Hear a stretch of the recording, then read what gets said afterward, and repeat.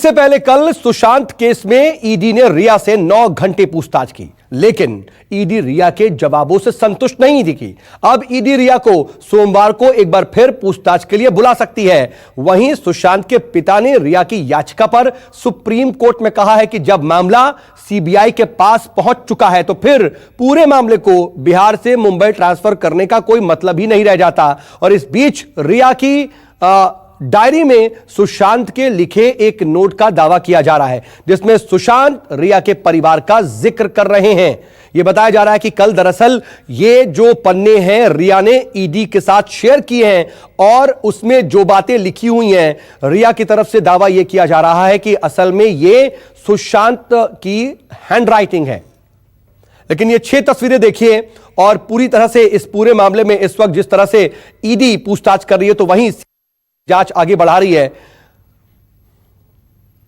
कल रिया से 9 घंटे की पूछताछ में भी ईडी संतुष्ट नहीं, तो सोमवार को एक बार फिर पूछताछ हो सकती है। लेकिन अब आज सिद्धार्थ पीठानी से पूछताछ होगी, जो कि सुशांत के रूममेट रह चुके हैं और उनके बेहद करीबी दोस्तों में से एक है। इसके अलावा सुशांत के पिता का भी जवाब सुप्रीम कोर्ट में गया है कि जब रिया ने बिहार से पूरे केस को मुंबई ट्रांसफर करने की जो ये पिटीशन दाखिल की है, ये याचिका, अब इसका कोई मतलब नहीं रह जाता, क्योंकि ऑलरेडी ये जो पूरा मामला है वो सीबीआई को हैंडओवर हो चुका है। और वो आप खत का उस डायरी का पन्ना भी देख रहे हैं, जो रिया ये बता रही है कि दरअसल सुशांत ने लिखा है, जांच सीबीआई के पास नहीं। दीपक दुबे मेरे साथ, मेरे सहयोगी इस वक्त ईडी दफ्तर के बाहर मौजूद हैं। दीपक, इस वक्त की अपडेट हम आपसे जानना चाहेंगे। अंदर शौविक से पूछताछ हो रही है, लेकिन साथ ही साथ एक और भी बात है कि अनिल देशमुख ये कह रहे हैं कि जांच सीबीआई के पास नहीं है, क्या समझें?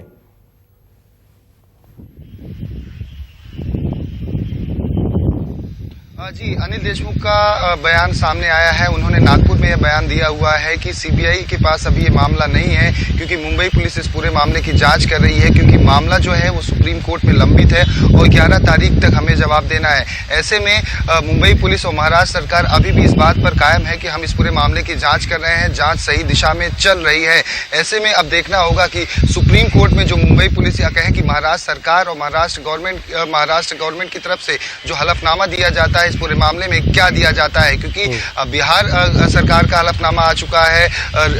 सुशांत के पिता ने अपने जवाब सुप्रीम कोर्ट में सौंप दिया है, लेकिन महाराष्ट्र सरकार की तरफ से अभी भी कुछ भी नहीं कहा जा रहा है। यहाँ तक कि मुंबई पुलिस से भी हमने बात करने और जानने की कोशिश की, तो उनका इस पूरे मामले में अभी तक कुछ भी प्रतिक्रिया सामने नहीं आ सकी है। आपको बता दें कि इस वक्त ईडी दफ्तर में शौविक पहुंचे हुए हैं, जहां पर वो कुछ डॉक्यूमेंट्स लेकर आए हुए हैं, ऐसी जानकारी मिल रही है। वहीं ईडी के जो अधिकारी हैं उनसे कल जो पूछताछ हुई थी उसके आगे की पूछताछ कर रहे हैं। सिद्धार्थ पीठानी को भी बुलाया गया, लेकिन सिद्धार्थ पीठानी अभी तक यहाँ पर नहीं पहुंचे हुए हैं। वहीं एक बड़ी खबर निकल कर यह सामने आ रही है कि जो 15 करोड़ रुपए की बात सुशांत के पिता के द्वारा कही गई थी कि वो जो 15 करोड़ रुपए थे वो सुशांत के परिवार या सुशांत के किसी अन्य अकाउंट में नहीं गए हैं। ऐसे में आरोप जो थे वो रिया की तरफ लगाए गए थे। रिया के अकाउंट में ईडी सूत्रों के मुताबिक वो 15 करोड़ रुपए रिया के अकाउंट में नहीं मिले हैं। ऐसे में अब जो ईडी के अधिकारी हैं सुशांत के उस बैंक ब्रांच में जाकर उन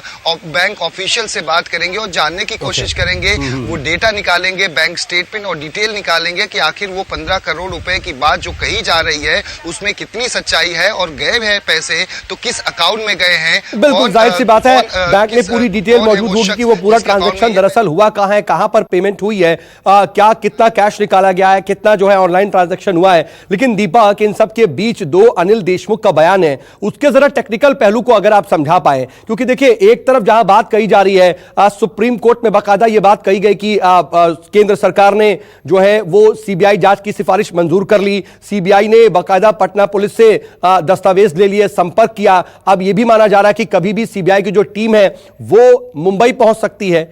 लेकिन इन सब के बीच अनिल देशमुख का यह कहना कि सीबीआई के पास नहीं है, तो क्या हम यह माने कि जो जांच मुंबई में चल रही है वो उस जांच के बारे में असल में कह रहे हैं?